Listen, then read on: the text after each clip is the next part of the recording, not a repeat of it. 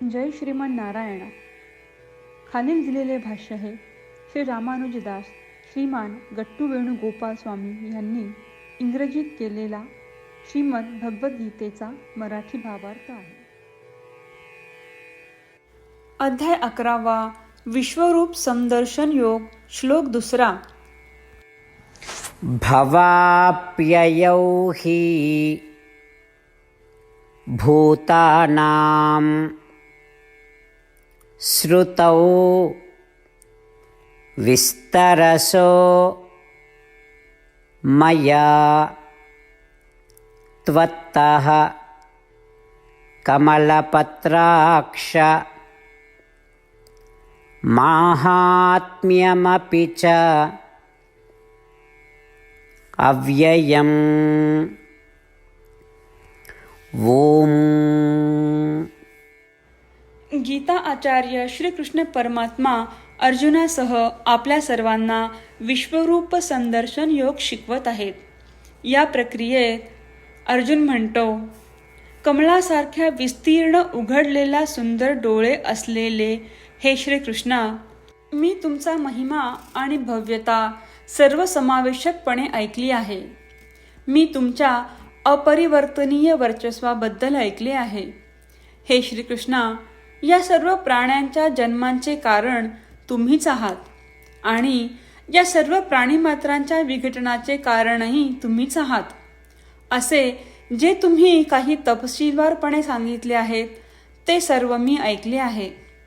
अशा प्रकारे अर्जुनाने श्रीकृष्ण परमात्म्यांचे सर्व उपदेश ऐकून अर्जुनाने श्रीकृष्ण परमात्म्यांवरील आपली नितांत श्रद्धा आणि आपली भक्ती प्रकट केली आहे.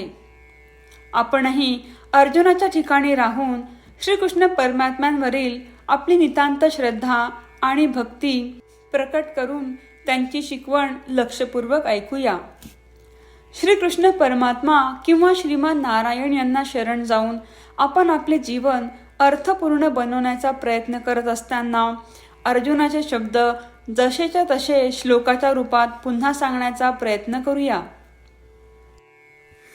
भवाप्ययौ हि भूतानां श्रुतौ विस्तरसो मया त्वत्तः कमलपत्राक्ष माहात्म्यमपि च अव्ययम्.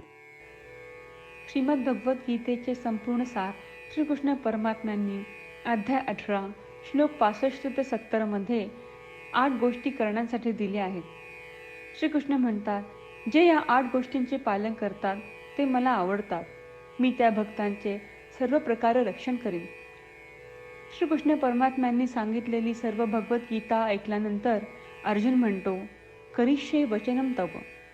अर्थात श्रीकृष्णा, तुम्ही सांगताल तसेच मी करीन.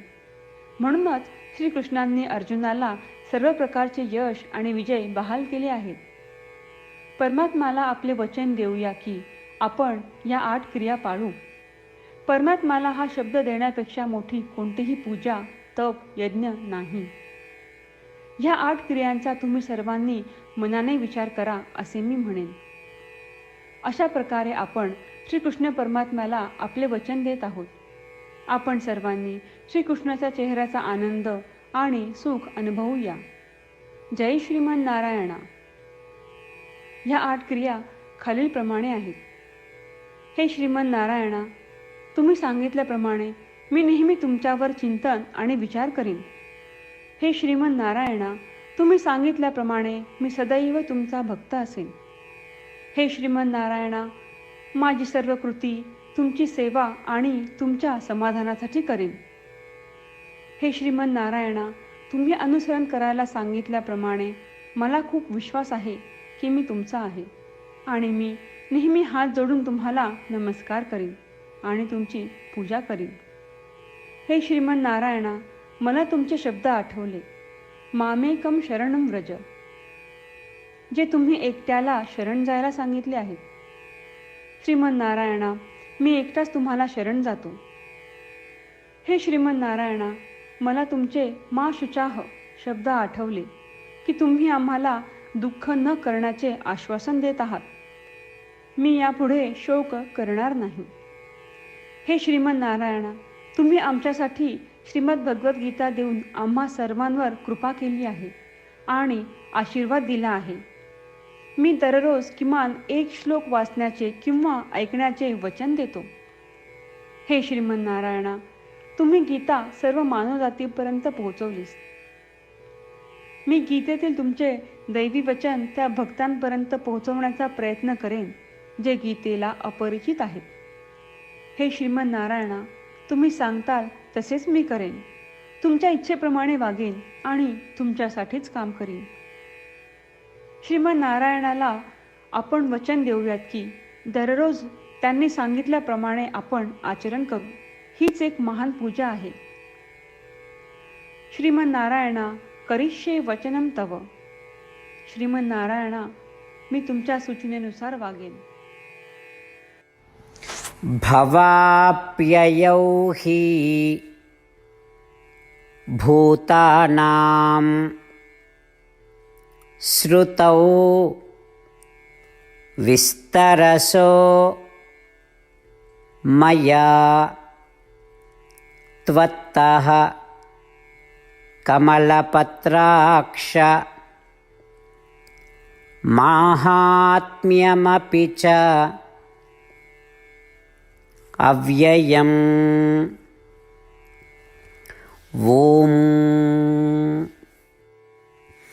भवाप्ययौ हि भूतानां श्रुतौ विस्तरसो मया त्वत्तः कमलपत्राक्ष माहात्म्यमपि च अव्ययम्.